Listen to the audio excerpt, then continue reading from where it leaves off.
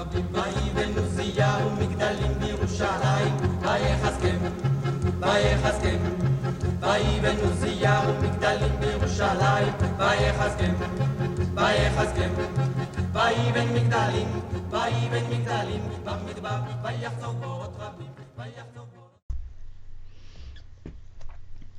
Exodus 34:26. The first of the first fruits of thy land thou shalt bring into the house of Yahweh thy God. Thou shalt not seethe a kid in his mother's milk. Sometimes we see the word reshit actually translated as first fruits. Let's go ahead and read the next verse where it is. Deuteronomy 18:4. The first fruit also of thy corn, of thy wine, and of thine oil, and the first of the fleece of thy sheep shalt thou give him. So reshit is sometimes translated as first fruit, but in the Exodus verse we see that the word first fruit is a different word, and that is bikurim. And we have talked about the difference between these two things in the inside the Times and Seasons series. We talked about bikurim being different from Omer Reshit. The first fruits is different from the counting of the Omer, the first Omer. A parent root is a two-letter phoneme which expresses an idea but is not a word by itself. The parent root for Rosh is just the Resh and Shin. We're going to look at some related words. The word Yarash comes from this parent root, and it means to inherit or to possess.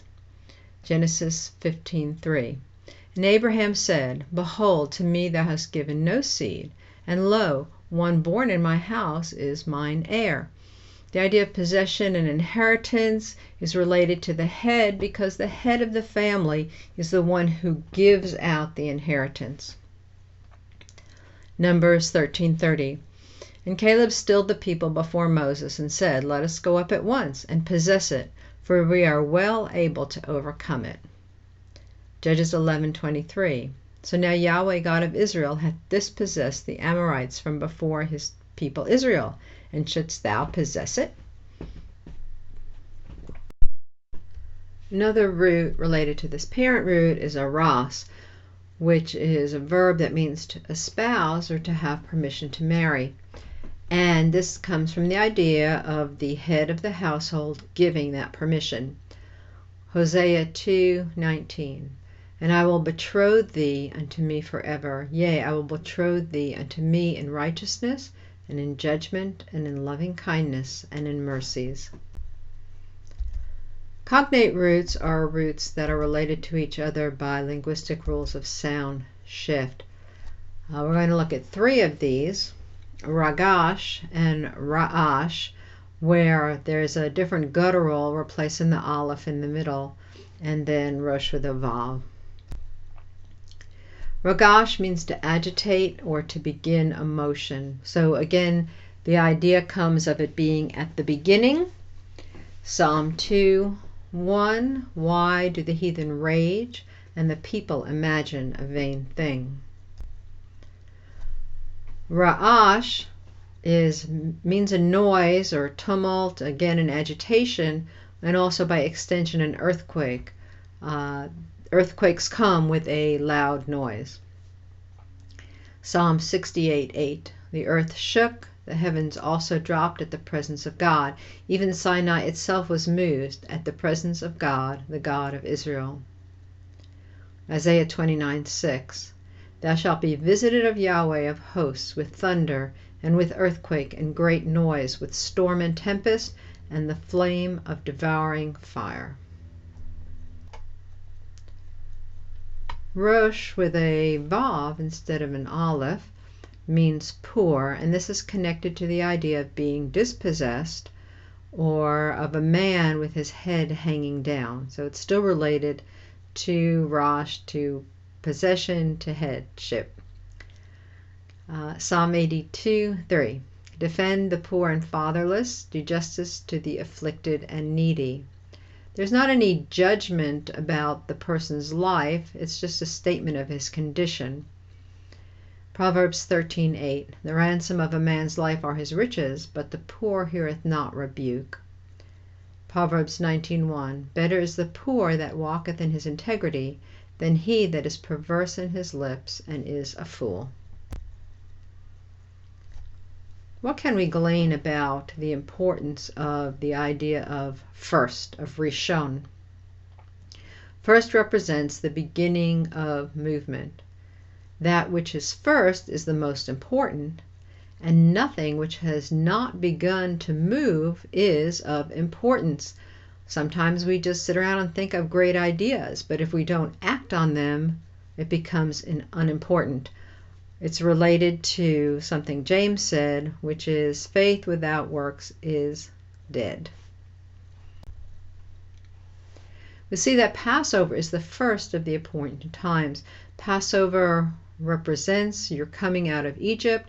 It represents your salvation experience. We've talked extensively about this in another series, Inside the Times and Seasons. So nothing can begin to move in your life spiritually unless you commit your life to Yeshua and let him be your salvation. Ephesians 6:17, and take the helmet of salvation and the sword of the Spirit, which is the word of God. The helmet covers the head, and you must know, you must be sure and convinced of in your mind that you are saved, that you belong to Yeshua before you can continue on a walk with Yahweh.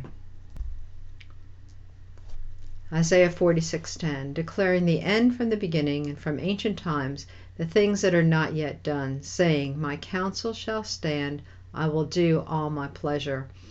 Everything that plays out in time and history before us is something that was established at the beginning. It set something into motion. Whatever Yahweh did, it began to set things in motion, and they are going to come to a conclusion by the rules of the universe, which were established by the Creator. It's like gravity. There's a rule of gravity. If you drop something, it will come to a conclusion when it hits the floor. Revelation 13:8, and all that dwell upon the earth shall worship him, whose names are not written in the book of life of the Lamb slain from the foundation of the world. From the beginning of the world, Yeshua was the Lamb, the Passover Lamb, slain for us, so that we could be reconciled to the Father. And this is played out over the course of time through history. The idea of first also indicates that at least one more thing will follow. Genesis 1:5, we talked about this in when we did count in the cost for the number 1. And God calleth to the light day, and to the darkness hath he called night. And there is an evening, and there is a morning, day 1. The King James translation is not accurate where it says there's a first day, because after day 1, we don't know. Of course, we know now that Yahweh is going to continue, but until you get to that first vav of Genesis 1:6, which says, and God continued to do other things, then we can get to the second day, the third day, the fourth day. But as of day 1, we cannot say it is the first day because we don't know if there's going to be a second day. Just on a side note, it's very interesting. Every single verse of Genesis 1, except the first verse, starts with that vav, and this, and this, and this, and this. So it's all tied together.